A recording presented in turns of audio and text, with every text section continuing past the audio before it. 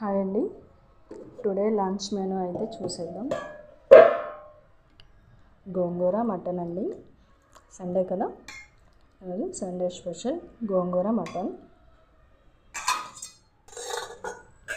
ఇది నేను mutton curry చేసినప్పుడు గోంగూర వేయకముందు తీసిన మటన్ అండి. ఇలా కూడా సపరేట్ చేసుకోవచ్చు. వేడి వేడి అన్నం, జొన్న అన్నం,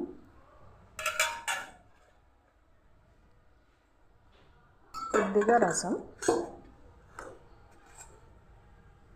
పెరుగు. సండే స్పెషల్ గోంగూర మటన్ కర్రీ, రసం, జొన్న అన్నం విత్ పెరుగు.